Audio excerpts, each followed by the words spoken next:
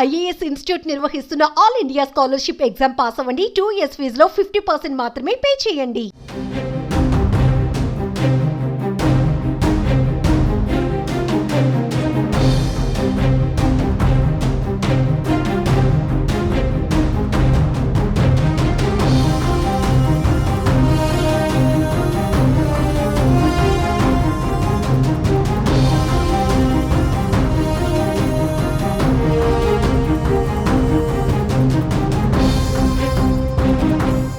అన్నమయ్య జిల్లాలో జరిగిన ఓ వృద్ధుని హత్య ఇప్పుడు సంచలనంగా మారింది. తన కుమార్తెతో 60 ఏళ్ల దివ్యాంగుడు అసభ్యకరంగా ప్రవర్తించాడని కువైట్లో ఉన్న తండ్రి తట్టుకోలేకపోయాడు. పోలీసులను ఆశ్రయించినా ఫలితం లేకపోవడంతో కువైట్ నుంచి వచ్చి చంపేసి మళ్లీ వెళ్లిపోవడం కలకలం రేపుతోంది.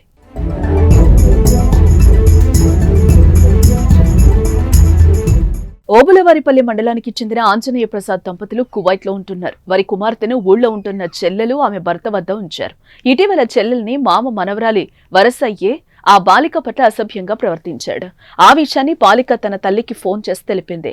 ఆమె వెంటనే చెల్లెలికి ఫోన్ చేశాడగా ఆమె సరిగా స్పందించలేదు. ఆందోళనతో తల్లి కువైట్ నుంచి వచ్చి ఓబులవారిపల్లె పోలీస్ స్టేషన్ లో ఫిర్యాదు చేసింది. అయితే పోలీసులు దివ్యాంగుడిని పిలిపించి మందలించి వదిలేశారు. పోలీసులు సరిగా పట్టించుకోకపోవడంతో బాలిక తండ్రి ఆంజనేయులు తీవ్ర నిరాశకు గురయ్యాడు. వృద్ధుడు తన కుమార్తెతో అసభ్యకరంగా ప్రవర్తించటాన్ని అసలు తట్టుకోలేక కువైట్ నుంచి వచ్చి శనివారం తెల్లవారుజామున ఇంటి ఆవరణలో నిద్రిస్తున్న దివ్యాంగుడి తలపై ఇనుప రాడుతో మోది హత్య చేశాడు. వెంటనే కువైట్ వెళ్లిపోయాడు.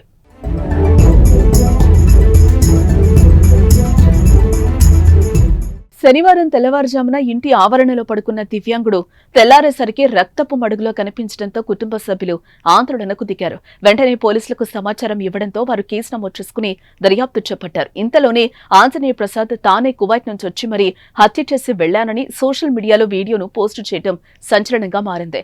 ఆడబిడ్డ తండ్రిగా తాను చేసింది న్యాయమేనని పోలీసులకు లొంగిపోతానని తెలిపాడు. చట్ట ప్రకారం న్యాయం జరగకనే హత్య చేశానని అతడు వెల్లడించాడు. మొత్తం 15 నిమిషాల వీడియోను పోస్టు చేశాడు. నోరు మూసి పెట్టేసిన డాడీ, భయపెడుతున్నా డాడీ, ఊపిరాలేదు డాడీ అని చెప్తా ఉంటే ఒక కన్న తండ్రికి ఏ రకంగా ఉంటారో ఒక్కరంతా ఆలోచించండి. అందులో వీళ్ళు పోలీసు వాళ్ళు ఏం చేయలేకపోయా, వీళ్ళు పబ్లిక్ చేసి ఈ మాటలా మాట్లాడేది ఒకటి. అబ్బా, ఇప్పుడు నిర్ణయం తీసుకున్నా, నా బిడ్డ జీవితం నాశనం చెయ్యాలి అని అనుకున్నా, అతని జీవితం ఉండకూడదు అని అప్పుడు నిర్ణయం తీసుకున్నా. ఎవరికి తెలియదు నేను ఇండియాకు వస్తా ఉన్నట్టు, ఎవరికి తెలియదు. మా కోయటతో మాట్లాడుకొని ఒక 4 రోజులు సెలవు కావాలని చెప్పి పాస్పోర్ట్ తీసుకొని 2 టికెట్లు నేనే కొనుక్కొని మా భార్యకి కూడా నేను ఎడార్లే జాకూర్కి వెళ్తున్నాను అని చెప్పి నేను వచ్చిన ఇండియాకు వచ్చిన. కువైట్ నుంచి ఇండియాకు వచ్చి నేను చేసే పని అతన్ని నేను చేసి తర్వాత మళ్ళీ నేను రిటర్న్ నేను కువైట్కి వచ్చిన. మొత్తం అంతా పూర్తి బాధ్యత నాదే, నేనే చేసిన. ఈ హత్య కుమార్తెపై తండ్రి ప్రేమను తెలపడంతో పాటు వ్యవస్థలో లోపాలుంటే ఏం జరుగుతుందో తెలియపరుస్తోందని పలువురు అభిప్రాయం వ్యక్తం చేస్తున్నారు.